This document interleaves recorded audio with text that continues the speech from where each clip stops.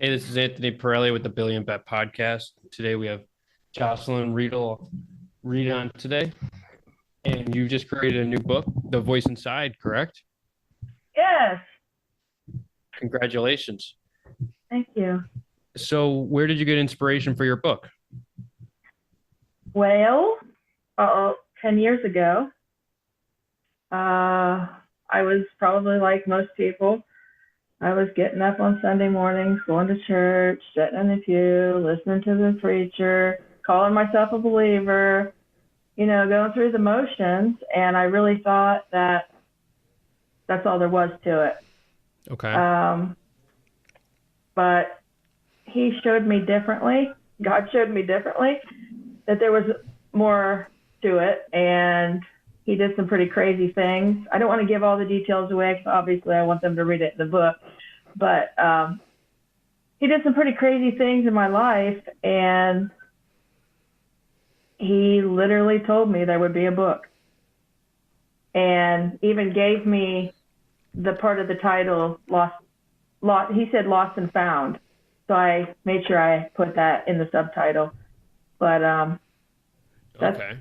really how it all got started. And were you always a avid Christian? I was raised in the church and always went to church and everything with parents, grandparents, everything. And so yeah, I was, but Where were you raised? like um we were raised in the Methodist church. Okay. Um Later on, I I didn't like some of the things that were going on in the Methodist church, so I consider myself non-denominational now. I think denominations kind of put more division, and we definitely don't need more division in this world. 100%. Where do you Yeah. find yourself trying to connect people instead of divide them? Right now in this book, Okay. um, that's I think that's the whole goal that God had intended for it in the beginning. Um, he kind of put a call on my life to advocate for the abused, Okay. and not just and to let people know that it's not just sexual or physical abuse that's abuse, that there's lots of different types of abuse out there, and he put a special call in my life for psychological abuse. Um, People just don't realize just the little ins and outs of human behavior and things that people say and do is actually abusive. And what other people don't realize also is that no matter what type of abuse you received, the victim still feels all the same trauma, no matter what type of abuse it is. And what are some coping mechanisms you've used to get over these? Um, I started out. I mean, I've been to counseling my whole life. Um, Obviously, you have to kind of go from counselor to counselor as you age and different things and different seasons of life. But I started going to a Christian counselor, and she was just so wonderful and became such a great dear friend of mine. And she got me turned on to a group called Celebrate Recovery. Okay. Um, yeah, it's a nationwide group. Lots of people have heard about it, and there's probably one in just about every town across the United States now. Um, and there was a lot of people there that were in. I felt such worse shape than me. A lot of people recovering from drugs, pornography, all kinds of different things, and Yeah. just listening to their testimonies and things uh, made me feel like I could help them. So I started training as a group leader in Celebrate Recovery.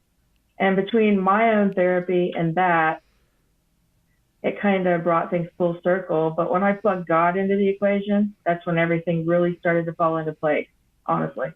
Wow. And how long have you been a counselor there for? How long have I? Yeah, have you been a counselor? Um, I'm not really a counselor. I have a certification in marriage and family counseling, and I have a certification in pastoral counseling. I'm a licensed Ohio minister, and I also have a certification in Christian life coaching. So I thought that was the way that God was leading me to, coach and counsel people. But I think I know now that it's through writing. And when I think back to some of the things that happened about 10 years ago, it's no doubt writing. That's amazing that you found your calling through speech and writing. Yeah. What are your ideas on getting this book to market?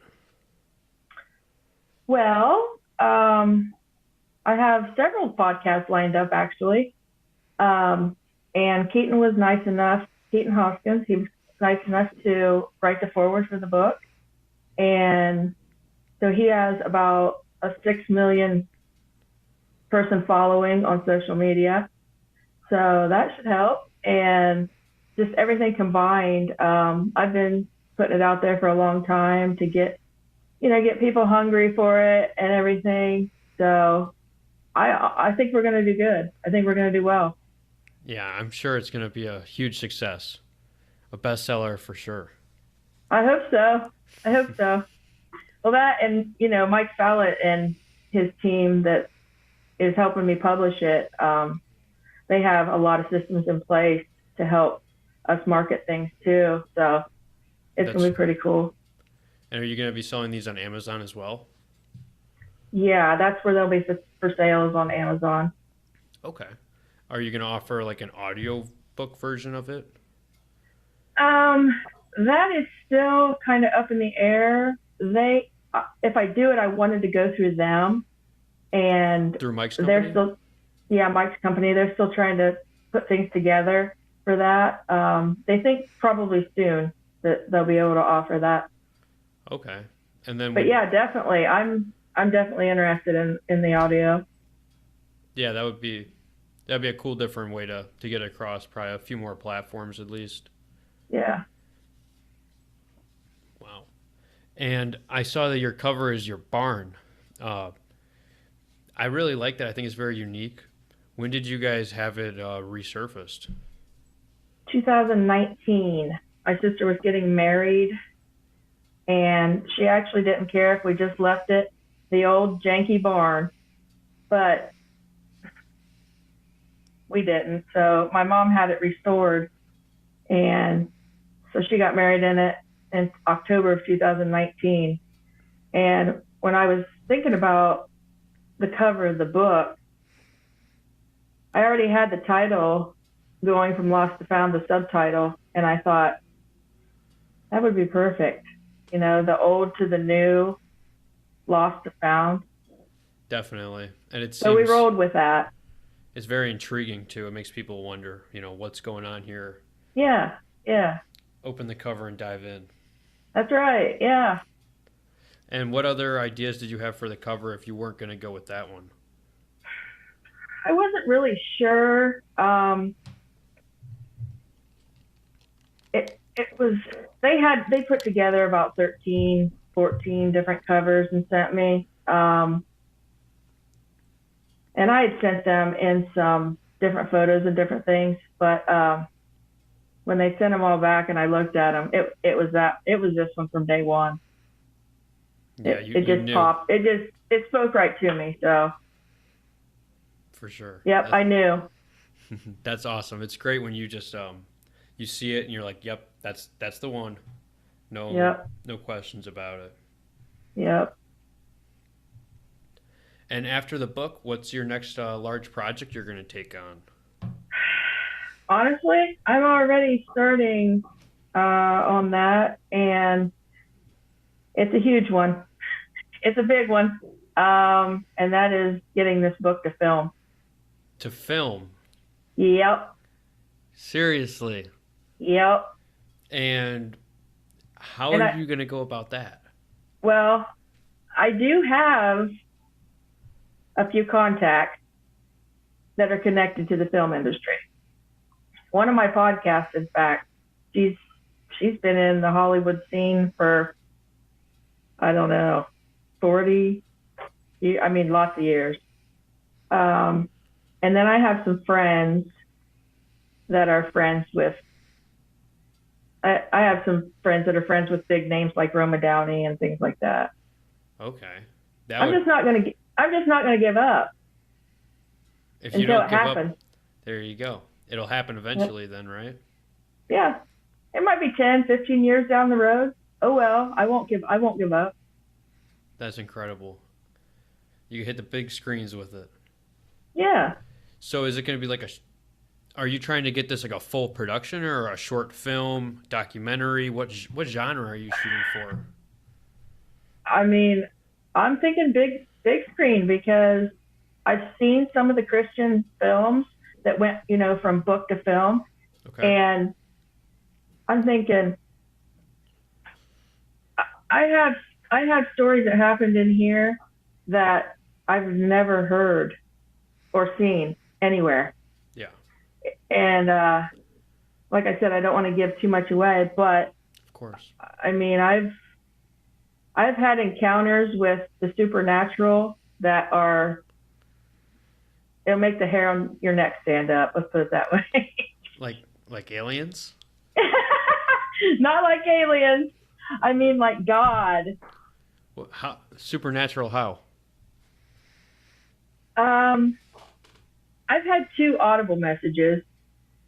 They were about 2 weeks apart, and I go into deeper in the book, which I actually have the author copy right here. Okay. It's not finished though. But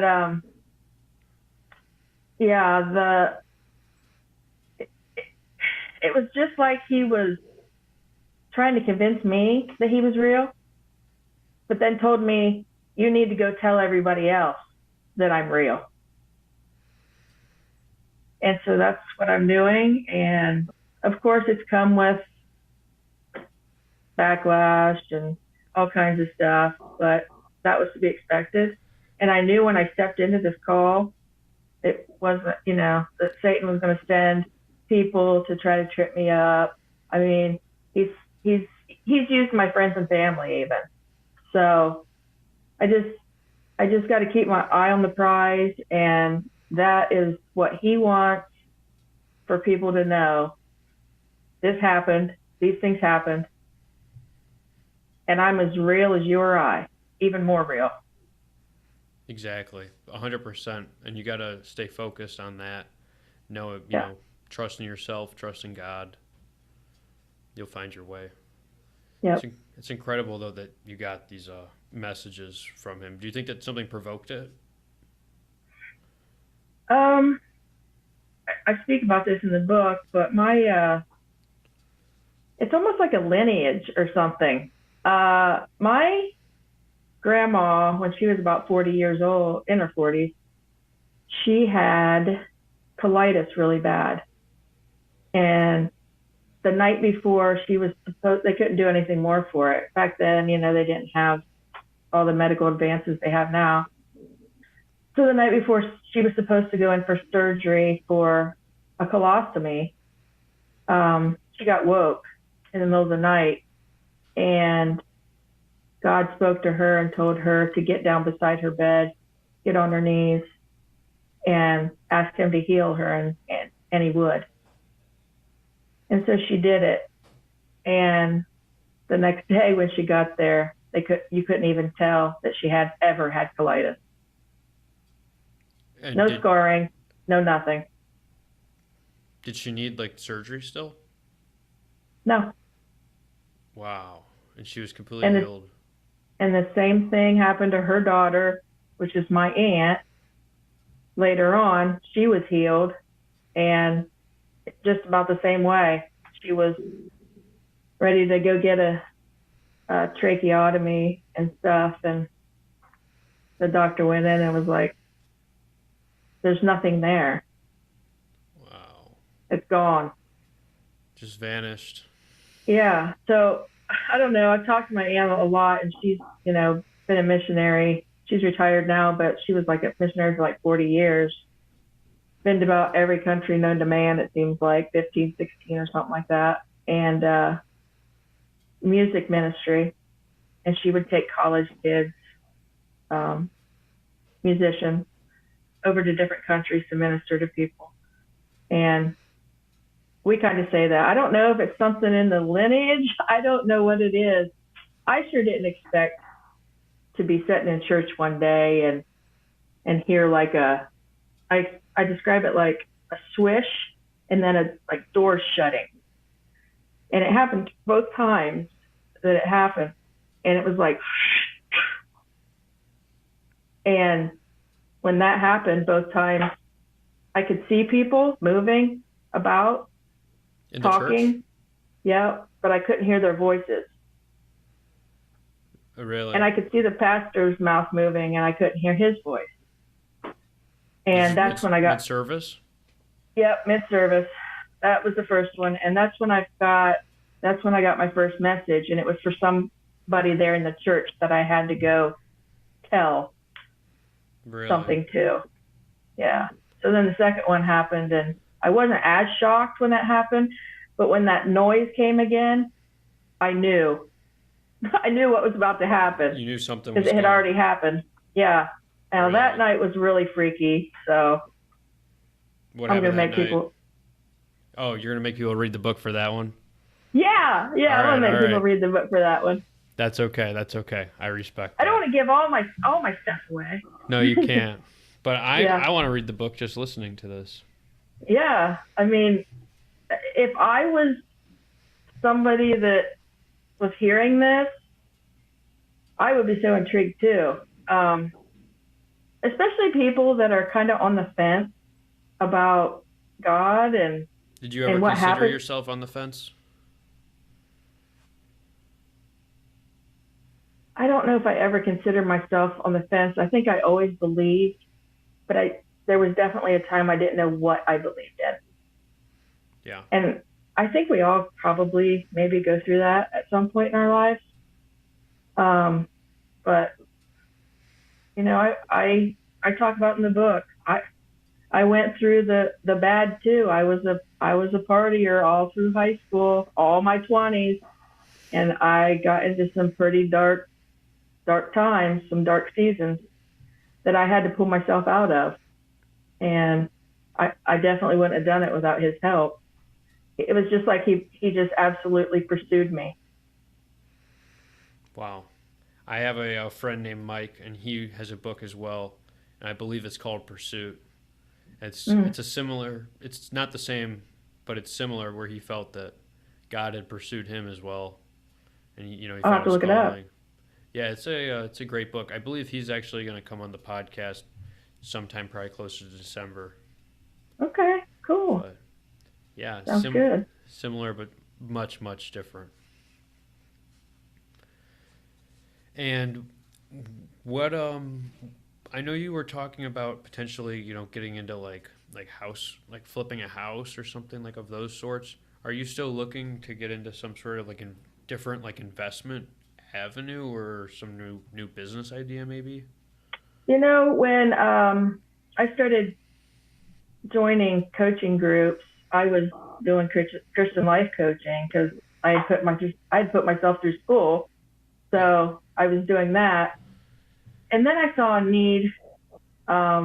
People were wanting logos and all kinds of stuff in my groups, and I thought, this is what's going to help me get this book out. So I started doing that to fund the book.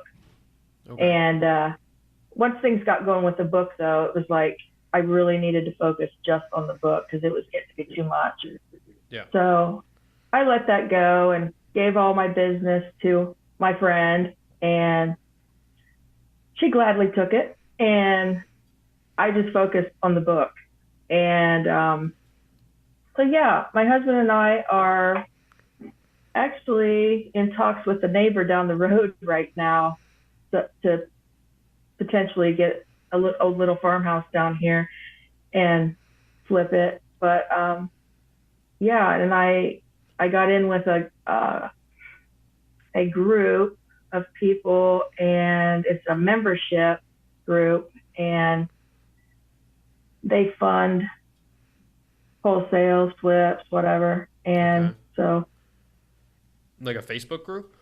no, they taught me their software. It's a company. They taught me their software, and I have their software, so And what do you I use can like this?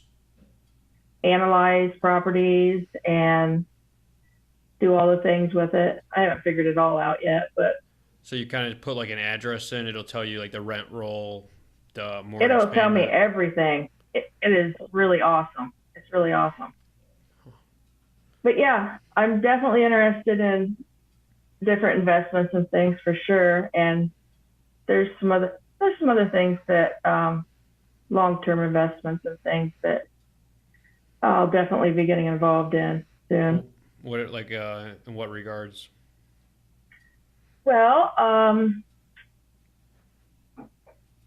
my friends have investment company, so they're always putting out different, things Yeah. to hop in.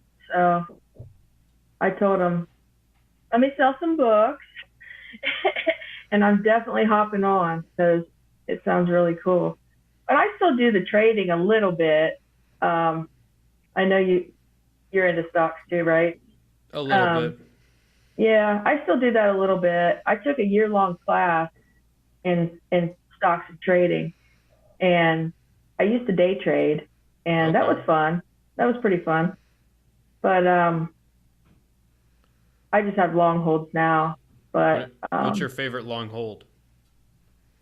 my favorite long hold and short hold is Tesla. Always. Tesla. That's that's the boyfriend. Why do you like Tesla? um, I was in Tesla before they split, and before they split, I was day trading it, and it was, I mean, you could just see from the charts. It was like where you were going to make some money. It would be nothing for me to make $300 a day off Tesla day trading it, and but I always had it in my long hold account, and then I was day trading it too. But That's the way to do it. it was just, I don't know, it was just an easy thing, I guess. And then once they split, I was in it, so I had like three times the amount of shares. So I just kept that as a long hold. There you go. Yeah, it's not a bad one. I I haven't been doing as much stocks because honestly, I found that investing in my business pays more than the stock market does. Yep, But ultimately, it's like if you don't necessarily know where to allocate the capital in your business, keeping it in the stock market, as long as you're in safe assets, you're not going to lose really. yeah. That's why I feel safe with Tesla. That's why I always say he's my boyfriend. I feel Well, safe there. I used to trade some others too, big ones like Apple and all that too, but um, definitely never left any long holds in the penny stocks. That's for sure. no, those are not generally speaking the best They're trash. investments. They're trash. They're trash. But if you're willing to sit there all day and watch your trading view or whatever, you can make some great money off of them. But you have to be right there. Yeah, and especially I don't know, you're probably trading through like the New York Stock Exchange, but like here we have the Chicago Board of Exchange. So like geographically it's a pretty good spot to trade because you're close to the hub where the trading's actually being done, where the stocks are being bought and sold. However, every other company that's located between my house and the board's office is geographically closer so they can trade faster than you can. And around Mm, me, like all of these people, they're trading, hundreds of thousands of trades an hour, a minute. So it's basically impossible to really compete with it them. goes fast. Yeah. Like I was talking with this guy the other day and they have this like hyper fast trading algorithm they use. I forget, he calls it a high frequency trading. And they have the ability to trade thousands of times a minute. And I mean, they can make thousands of dollars on 1 cent. So, or millions of dollars even on a 1 cent move. It's a little crazy. difficult to compete. You need so much capital to compete with those people. Yeah, yeah. It's not something I have. No, it's fun though, just to dabble in it for sure. Yeah, but I mean, ultimately, if you're going to dabble in something, you might as well go all the way. Yeah, yeah. I think I'm like you. I ended up, leaving a couple long holds, and I put everything into this book. Yeah, exactly. And if you can, make a book, you can get the book out there. You can make an audio book. You can make a movie. You can make a short read about it. You could talk to people about the book. I mean, there's tons of different funnels for that Right? are only going to really help you Yeah. ultimately. And then just all the people you meet because of it, you might be able to do business with somebody down the road that you met from your book. Yeah, I've already seen the way the snowball effect works. It's like, wow. I just had a friend reach out to me the other day, and he was like, what do you think about putting like a 25% off QR code or something with the purchase of every book for his merch?" And I'm like, he said, "You don't have to if you don't want to." And I'm like, let's do it. That's more value for my customers and more value for yours. Yeah. And if you can even make So merchandise too through his me, store, yeah. I don't know. I'll just go ahead and plug him. His is Storm Warrior Tactical. It's his business, and they've got some really cool merch. And I bought some right away. His women's line just came out too, Okay. supporting breast cancer. And so, yeah, we're going to figure that out. I'm going to get with my project manager and see about doing that. Well, I mean, just consider it. Even if it's just merch, like I have my Billion Bet shirt on. Even if nobody buys shirts, I can still wear them. I go into Culver's. I went into Culver's last week before. I don't, generally speaking, I don't eat fast food, but Right. I did this day, and somebody made a comment about my shirt. It's just funny because, um, like it gets the word out there. At ultimately, like somebody's gonna recognize it. Somebody's gonna say, "Oh, hey, I think I saw that book somewhere." Yeah. It might lead to another sale, and Yeah, we've definitely talked about it. I don't know that I'll go through my friend, yeah, um, because he's got his own thing going on. But I have a guy built, that's been working on my website and stuff. So we may throw something like that up there. you have a website for it. It's going to be jocelynwreede.com. I have another meeting with him this week. He's been working on it for a while, but honestly, we've been waiting for the final cover for the book. And now that I have it, it's full steam ahead on that. So he's got it all built. He's just waiting to plug in different things that I want, colors, just small things.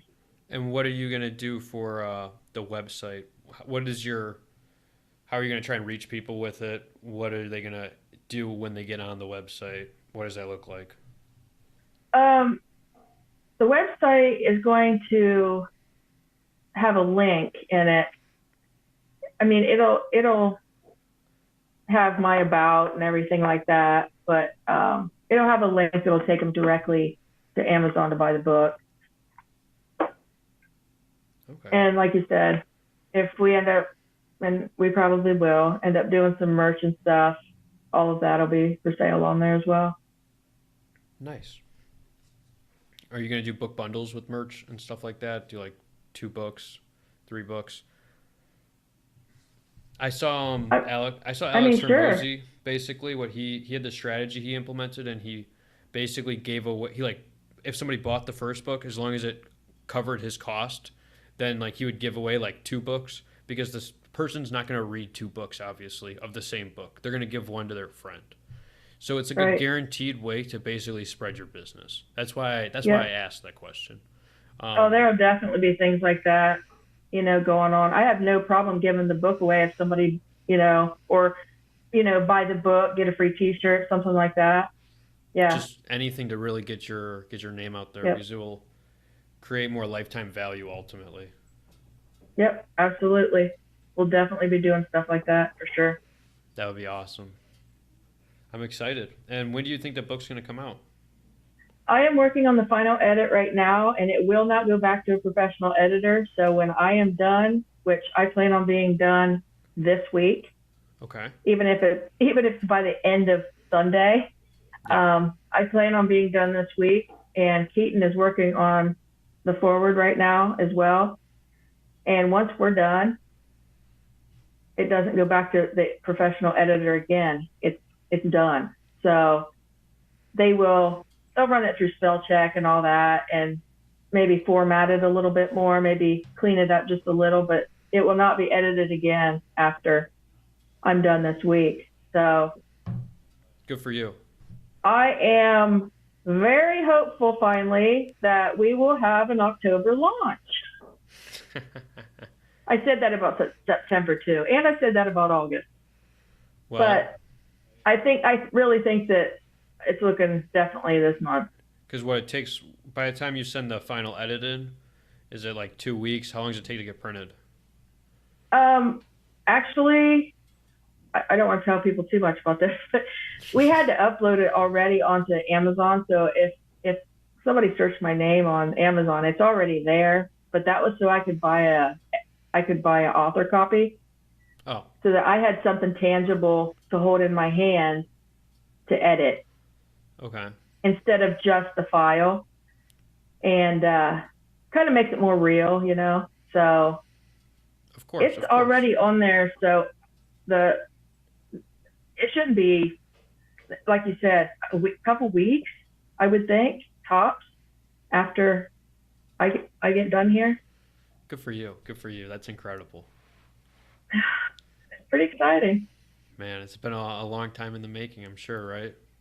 It feels like it's been all of eternity, but I have friends that are like, wow, that went fast. Or other people are saying, like me, that seems like it's taken forever.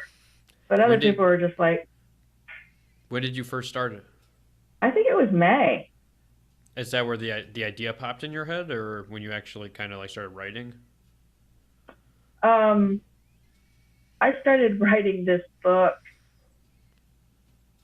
the first time 10 years ago Really? or more. I've been writing my whole life, and the first book I ever wrote was in the second grade, Wow. and I got an A on it.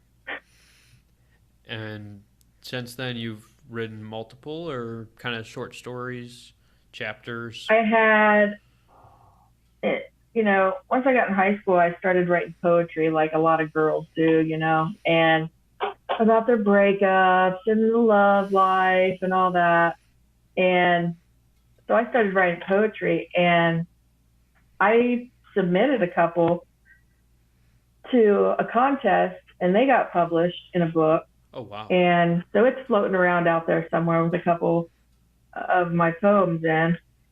And then after that, I just wrote different things for people.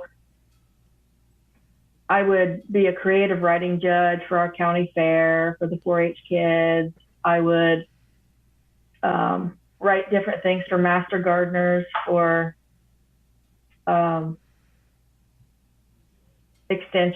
county extension, Okay. different things like that. Anytime anybody, reached out for me to write something, I helped them out. I've written a lot of things for, like when people pass away. Something about funerals. I've written so many things about for funerals. Interesting. Well, there's a market for it, I guess. People need it I done. mean, yeah, people want something personal to remember their loved one, and that's what I've encountered with the funeral stuff. But something they can hold on to. Yeah, that's tough. That's tough. Well, hey, Jocelyn, on that note, we're running out of time for today, but I appreciate you coming on the podcast, and I can't wait Thank you to for see your having new me. book. Awesome. I can't wait for you to read it. Thank you. Thank you. Bye-bye. Thank you. Bye-bye.